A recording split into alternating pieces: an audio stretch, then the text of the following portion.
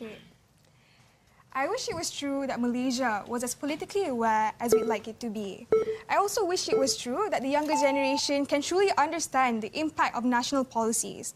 But understand that at the age of 21, there are certain experiences that you will not get at the age of 18. For example, being financially independent, also being responsible for your own healthcare, buying your own car petrol, and also buying your own groceries. I think at the point in time you are able to understand the impact of government policies firsthand, that is when experience can become a counter-narrative to the influences that you get from your friends or from your family, or also what you see on social media. Because notice, what happens on their side is politics becomes more of which party is more popular in comparison to which party truly caters to society as a whole. Because now they can, since the younger generation makes up a big portion of the voter base, this means that they can do anything that they can in order to pursue this social group at the expense of other social and age groups being abandoned, right? Which means that it becomes a trend of exploitation in certain circumstances in which maybe political parties are desperate in order to gain voters. We don't think that this culture should be allowed.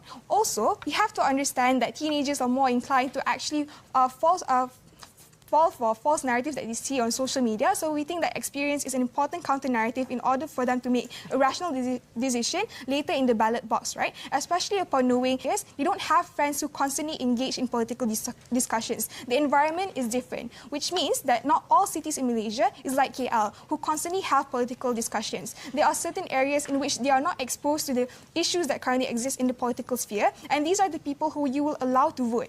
I think democracy isn't just about letting everyone vote, but also acknowledging the circumstances in which they vote and ensuring that can make a valid and rational decision before they enter the ballot box. I also agree that younger generation needs to be represented, but we think that there are already platforms in which they can voice out their thoughts, right? We have a more responsive government towards the teenagers, which means that their social media is a platform for them to voice out. That's already enough. We think that Malaysia is not ready. So for all the youth out there, trust me, it's time for us to prepare. We can just vote later.